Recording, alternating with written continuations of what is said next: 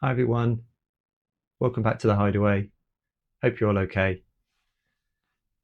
Now, for those of you that watch my recent video of the timber fronted filing cabinet restoration, you'll remember that I needed to make a drawer with a box joint, and I used this jig.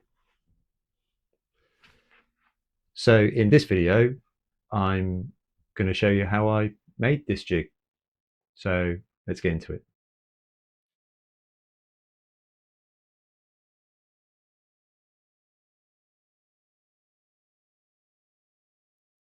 So before we start diving into this build, I want to be clear that this is not my design.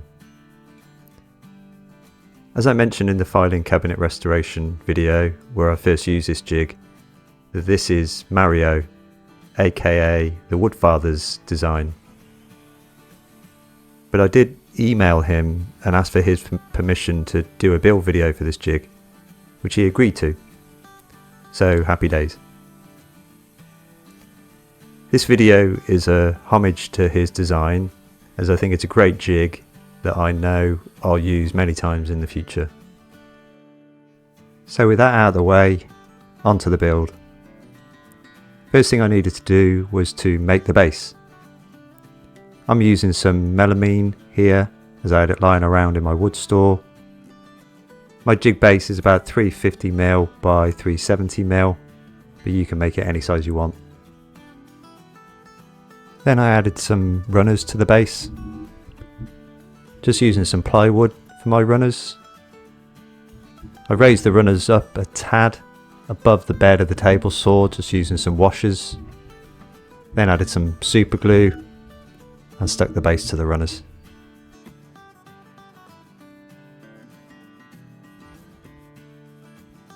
I used some activator to help the super glue along a bit. Then checked for any play, but all was good.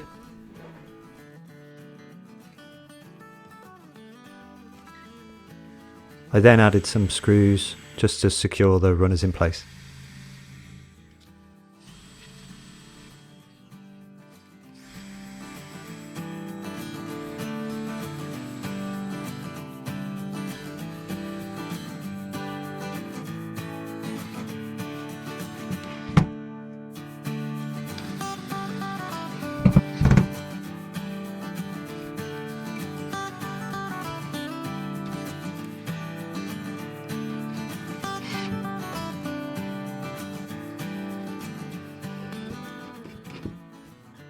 With the runners nice and secure, I then make a cut to a little over halfway on the base.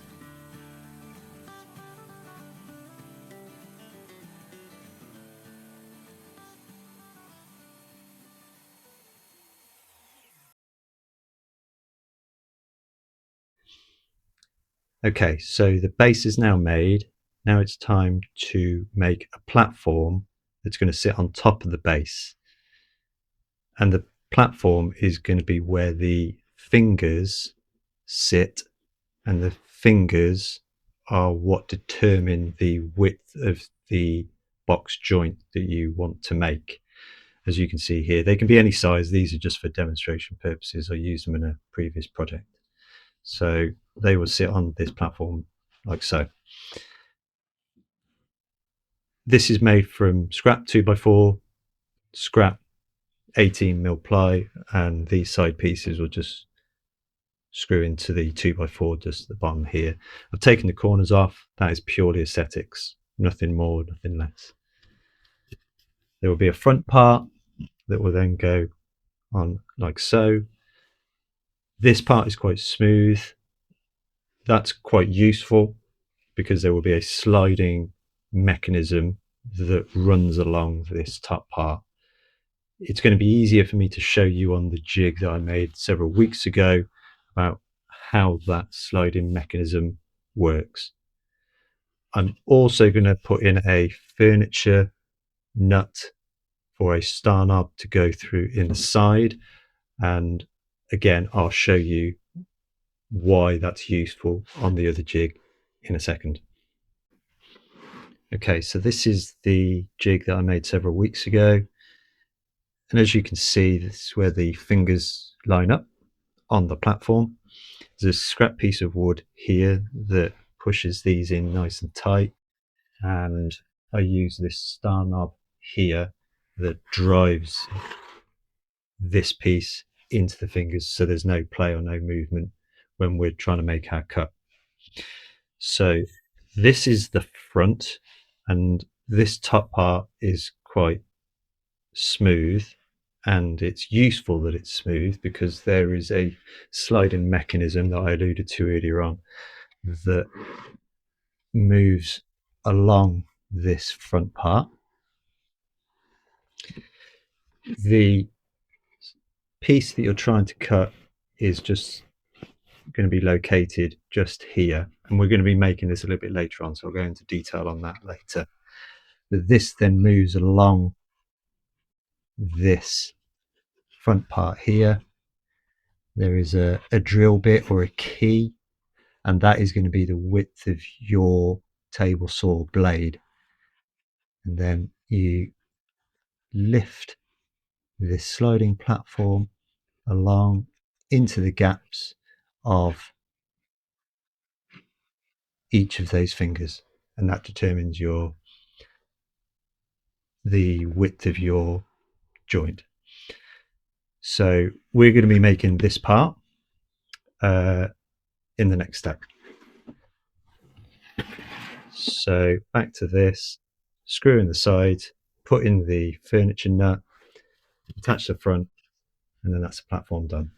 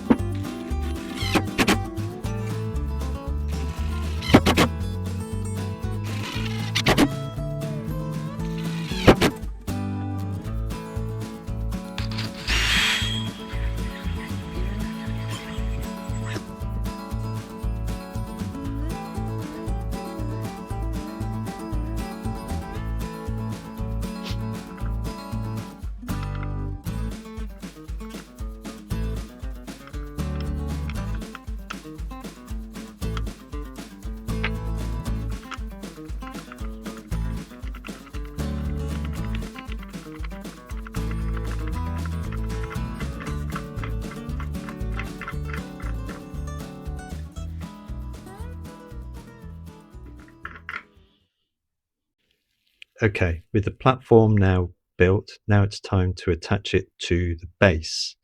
The base is on the table saw, in the runners, the blade's up, the machine is off, so I'm nice and safe. But with the blade up, I know that the base is nice and square. So as a general rule of thumb that Mario discusses in his build, he leaves 11 centimeters from the front of the base to the front of the platform. I agree with that. That leaves plenty of room if you wanted to do 4 cuts in one.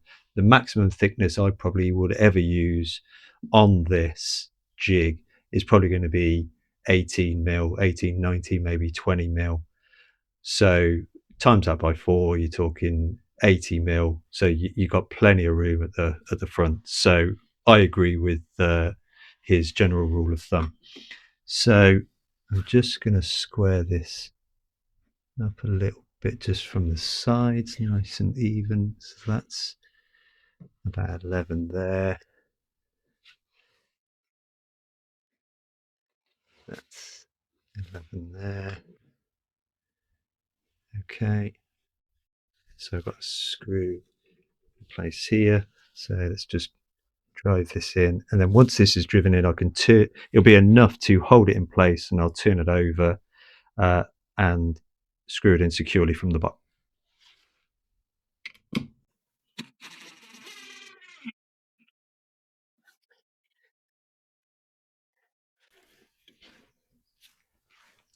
Okay, that's one in. I'll just recheck this one side. That's going to pivot.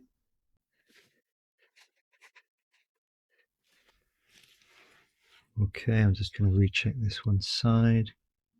Get it nice and square, which it is. And then just drive this one home.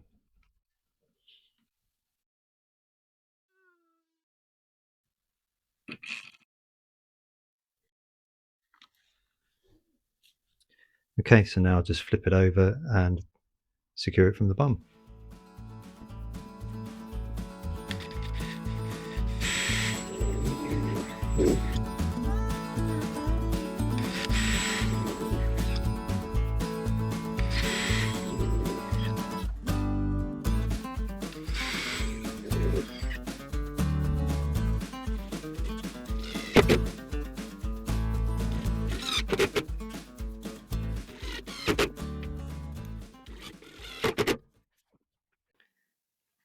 So the platform now attached, nice and secure. One other thing that is important to do is when making the cut, there is the very slight possibility that the blade would end up coming through here whilst making that cut. So we're just going to add in a little blade guard just at the back here. I'm going to try and follow this line, just eyeballing it really, to see whereabouts that blade is possibly going to come through. I just got this little offcut of 2x4. And I'll just put a little mark roughly where the blade would come through. And then I'm just going to put in 4 screws just in here, just to hold this nice and tight onto the base.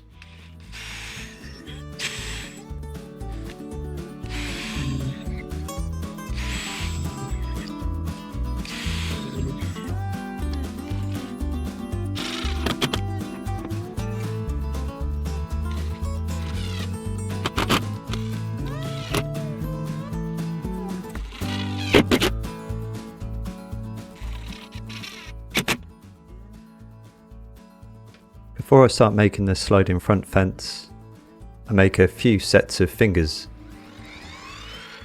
I'm making 3 sets here, 9mm, 12mm and 18mm, but you can make them any thickness you like, as long as they're made from the same material and won't deteriorate over time.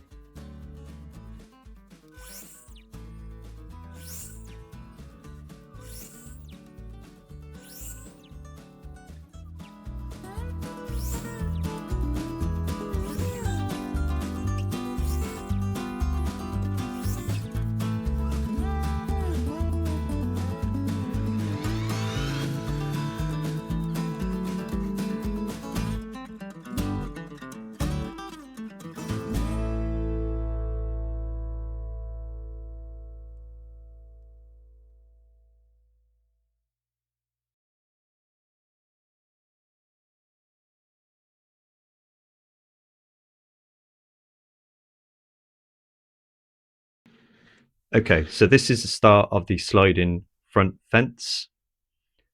This is where your stock material that you're making your box joint with will be clamped to eventually. This is made out of laminated chipboard and melamine. It's probably the same kitchen cupboard I've made after this jig with. It's perfect. It's nice and smooth. It's nice and flat. It moves and glides across this front fence really nicely, so it's perfect for this. On the back of this piece will be an L rail which will hook over the front part of the platform, so it can't tilt forwards or backwards. And then within the L rail will be the key, and the key is what moves between the spaces on the fingers. So I'll show you the one from several weeks ago. So it kind of looks like that. That kind of slots over this front part of the platform, and then you lift it up and over the fingers in the back of the platform. So I'm going to make the L rail out of 3x2. Just found it in my wood store. Again, it's perfect. I need to trim it down just a little bit, and I'll just cut out a slot so it just fits nicely over this front part of the platform. Then I'll attach it to the to this piece like so, and then we'll be ready to add the key. The other thing that Mario did in his build is he adds some holes at the front for clamping the stock material to this sliding front fence. I didn't do it on the one I made several weeks ago, but I think I am going to do it on this one. It just makes it a little easier just to clamp your stock material to this, so there's no movement. The one thing that I would look to do as a modification is when there's a side fence that will be attached to this a little bit later, is I had some issues just holding the stock material closer to this front fence. So I needed some clamping force lower down, which I couldn't get access to with a normal clamp. So what I was thinking of doing at some point, I don't think I'm going to do it on this build, is adding like a toggle clamp, so I can get some kind of clamping force just from the front, just to hold everything in place. That will probably just be a modification I'll do in the future, but it's just something that was a little bit fiddly and a little bit awkward when I was making the cuts before. So that's something that I might do later. Anyway, on to the next bit. Let's get this L rail cut, and then once that's done, we're ready for the key to be inserted. So here I'm just marking the depth and height of the front part of the platform where the sliding fence will move along. Then it's over to the table saw to cut that section out.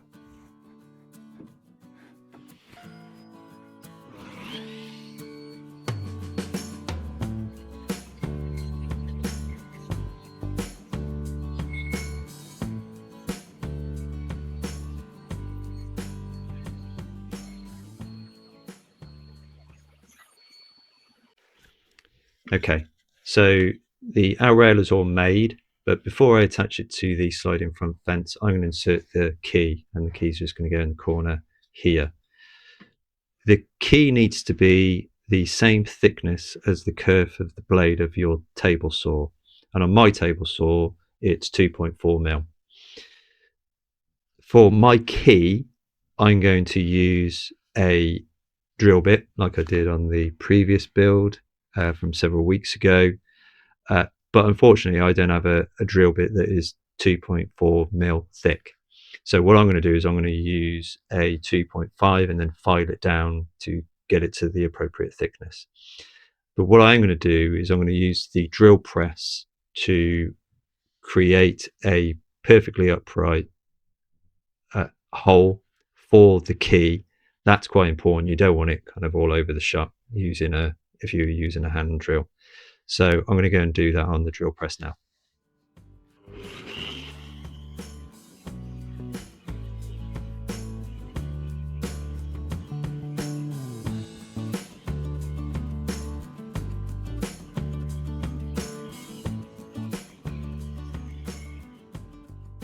Once that was done, I got my 2.5mm drill bit and inserted it into the L rail using a hand drill. I then unchucked it by hand, and that's a key in place. Then it was time to add the L rail to the front fence. I'm just raising it slightly off the base here, just so it can move freely when using it. I mark a couple of lines on the back of the front fence so I know where the drill points need to go. I drill a couple of holes all the way through, then flip it over, add some countersink holes and attach the front fence to the L rail from the front.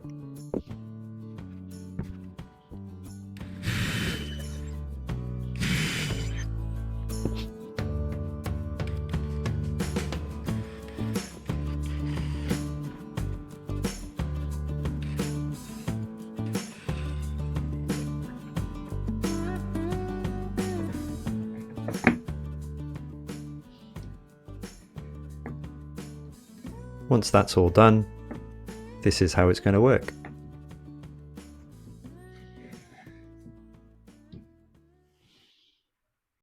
Okay, with the L rail now attached and the key in place, there is one more thing that we need to do on the sliding fence, and that's put in a fence stop. And that's just going to go, it's going to be positioned around about here, and it's just going to be just on the right hand side of the curve of the cut that we're going to make. And that's where the material that we need to cut will be butted up against. So I'm just going to make a single cut, just going through the sliding fence with the key butted up all the way to the right hand side, make the cut, and then put the fence stop up against that line and then screw that in place.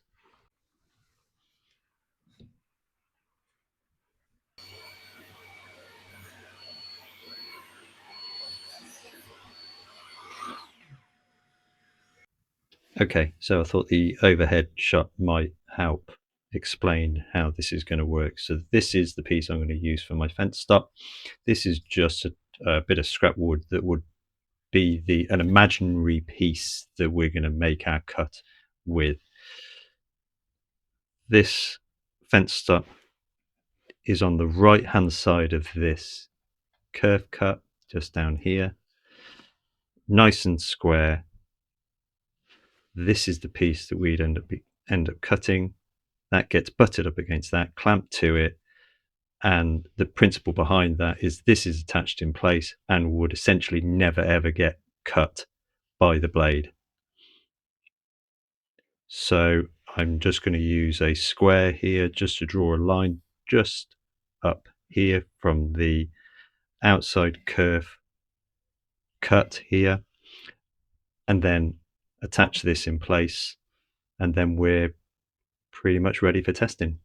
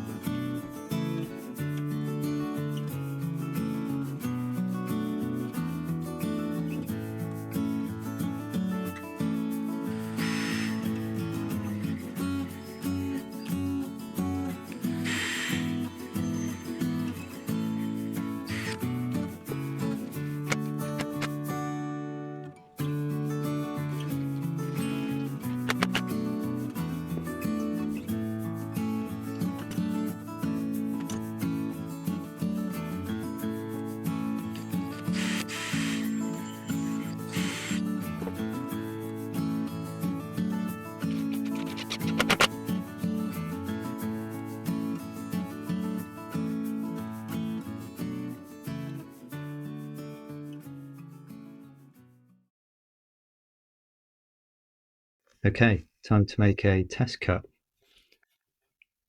Now you might notice that I've already done a test cut on here, and that was just to see if the key was going to be the right fit. And it was actually slightly undersized, so I've just added a tiny bit of painter's tape just to the key, and I think that might have sorted out the wiggle room that I was getting with the test that I've done off camera. So what we're going to do now is just going to raise the blade to the thickness of the piece that I want to cut, and that seems about right. Might just be a hair over the thickness of this piece. It's just a bit of scrap pine that I had lying around. And then what we do, just going to move this all the way over. Then this piece gets butted up to this side fence here. Then I've got a bit of scrap that is the same thickness as the fingers at the back. That just sits up against the side fence there. And then this piece just comes and butted up against the bit of scrap ply. Then we'll clamp it all together. You might have noticed that I didn't put the clamping holes in the sliding front fence. That was, I just forgot to do it. Always going to put it in here. I might do it at a later point, but it's no great shakes. As you can see, I can clamp this up relatively easily. So that's all clamped together. It's nice and tight. So I think we're ready to make our cut.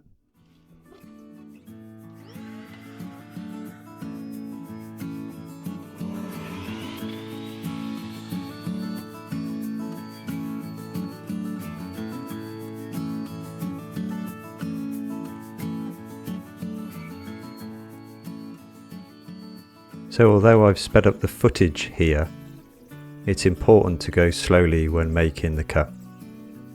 Slow and steady does win the race.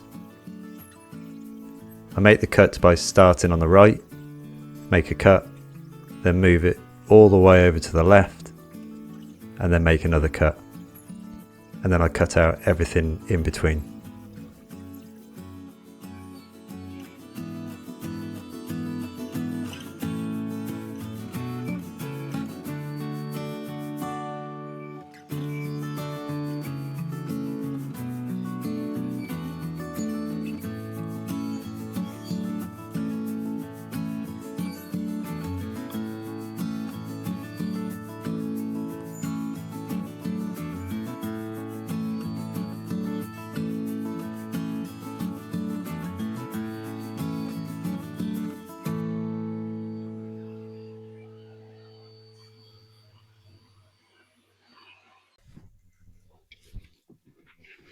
Okay,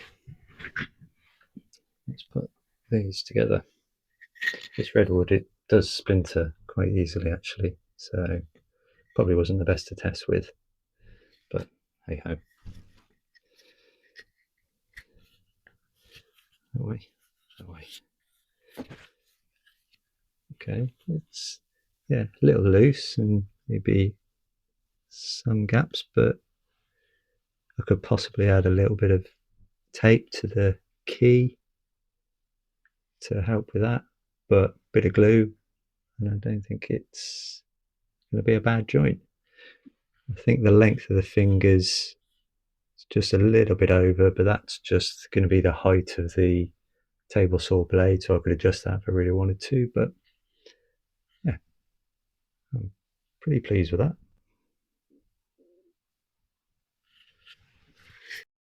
So there we have it, my homage to the Woodfather's box joint jig, and I think it went pretty well. It looks like it's a really complex build, but it was really simple to do if you just take it one step at a time. And let's face it, if I can make it, then you definitely can. You just need a few hours and some scrap wood, and that's all you need, really. I'll definitely be using this again in the future. It's so versatile and really easy to use, and I'm really looking forward to using it again. Before I sign off, I wanted to give another shout out to Mario, whose design this is. I'll leave a link to his channel in the description below. But I really appreciate having his blessing to make it. I really just wanted to show you just how great his design is, and I hope you agree it's a great way to make box joints. But let me know what you think. Drop your thoughts and comments down below. I'd love to know what you think about the jig. And whilst you're there, please click like and subscribe if you haven't subscribed already. It's free and it really helps the channel. Anyway, that's all for this video. I really hope you've enjoyed it. I'll see you in the next one. Take care.